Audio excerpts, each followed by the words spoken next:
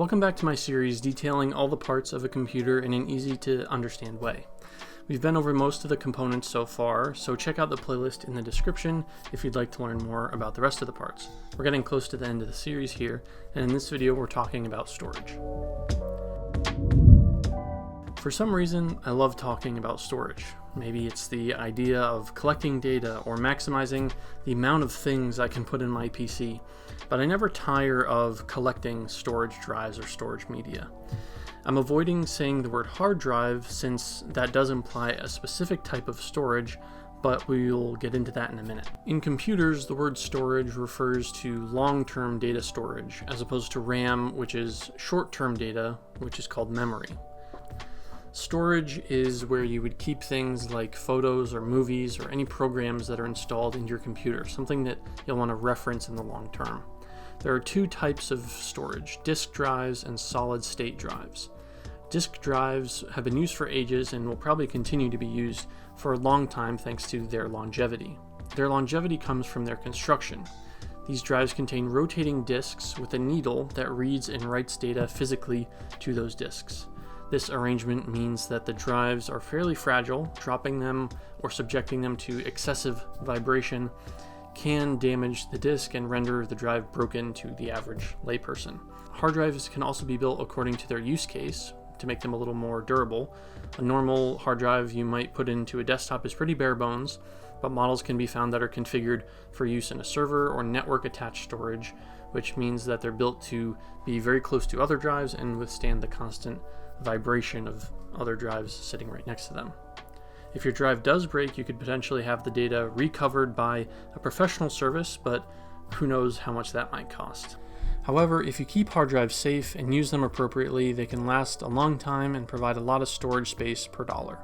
For instance, a 2 terabyte disk drive, that's 2,000 gigabytes, will only set you back about $50, whereas a 2 terabyte solid state drive will cost around $200. The main reason for this increase is due to the technological advantages that SSDs provide.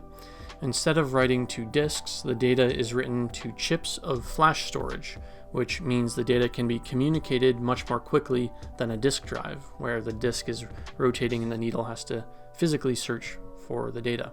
These chips are soldered directly to a PCB and don't require any kind of movement or rotation in order to work, so they're physically more stable than a disk drive. Usually SSDs are a smaller form factor, so they can look a bit cleaner and can fit into narrower devices like a laptop or a smartphone. Normally, drives connect to your computer via a SATA cable, which is this L-shaped connector. Modern hard drives usually use a SATA connection, and lots of SSDs do as well. They'll usually be labeled as such when you're buying them. However, there is another kind of connection that offers way more speed and a smaller form factor at an additional cost. Drives that support this connection, which is directly into your motherboard, are called NVMe drives, which stands for Non-Volatile Memory Express. If you remember back in the RAM video, we called RAM volatile memory because the data on it is lost when the device loses power. This is the opposite of that, where the storage has a similar physical format, but the data is remembered after the device loses power. Like RAM, NVMe drives are made of small flash storage drives that plug directly into your motherboard, skipping the connections required for data drives. You can also plug them in via your PCIe slot if you get a special adapter. The speeds with NVMe drives are much faster, but they don't provide much of a practical advantage for the average person in order to justify their cost. If you're running a server or something that requires retrieval of data extremely quickly, it might be worth it to use NVMe, but for the average user, especially the budget-minded, SATA SSDs should probably be what you use. Speaking of budget, you can find used hard drives on eBay or other sites if you're looking to save some money.